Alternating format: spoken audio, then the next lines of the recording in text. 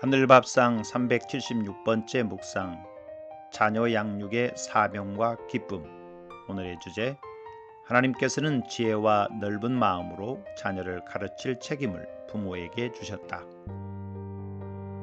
성경의 하나님은 성부와 성자와 성령의 삼위께서 서로 사랑하심으로 곧 자신을 무한히 주심으로써 일체를 이루시고 함께 일하십니다.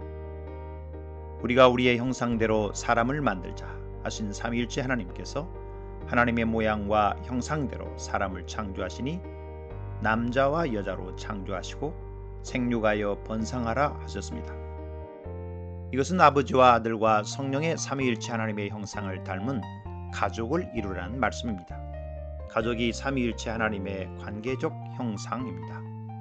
제레이 서방신학에서 하나님의 형상을 하나님의 속성으로만 한정하여 이해한 것은 삼위일체 하나님의 관계적 형상을 도외시한 것으로 보입니다. 아담이 독자하는 것이 좋지 못한 이유는 남자 혼자서는 하나님의 삼위일체를 다 반영할 수 없기 때문입니다.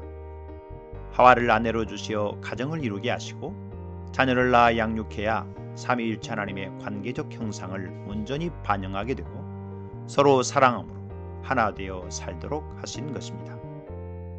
성경에서 자녀를 낳지 못한 것을 큰 수치로 여긴 깊은 뜻은 남편과 아내만으로는 하나님의 형상을 온전히 이루지 못하기 때문입니다. 남자와 여자는 결혼하여 자녀를 낳아 부, 모, 자녀로 된 가족을 이루어야 삼위일체 하나님의 관계적 형상을 이루게 됩니다. 이것은 구원받은 우리가 하나님의 가족을 이루어 사랑 가운데 영원히 함께 사는 것에 대한 모양이요 형상입니다. 성부 하나님은 우리의 아버지가 되시고 성자이신 예수 그리스도는 맏형이 되시며 성령님은 어머니 같은 역할을 해주시고 구원받은 우리는 그리스도와 함께 형제가 되는 하나님의 가족을 이루어 영원토록 함께 사는 하삼위 하나님의 창조와 재창조의 목적입니다. 이렇게 자녀가 부모와 함께 하나님의 형상의 한 축이니 자녀를 하나님의 형상으로 양육하는 것이 가정의 가장 중요한 사명이요 그것이 가장 큰 기쁨입니다. 세상은 자녀를 다른 사람이나 기관에 맡기고 돈을 벌거나 자기 실현을 하라고 부추깁니다. 그러나 가정 혹은 부모의 가장 중요한 사명은 자녀를 하나님의 형상답게 양육하는 것입니다.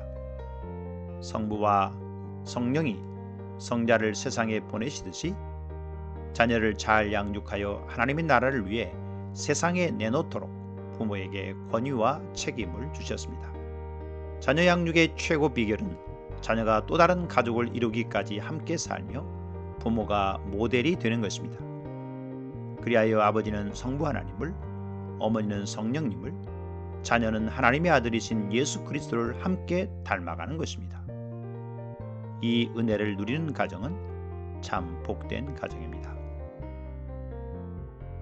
주님, 삼위일체 하나님의 관계적 형상을 이루는 자녀를 위해 삶의 우선순위를 돌아보게 하옵소서. 오늘도 하삼 양문지기 고재윤 목사.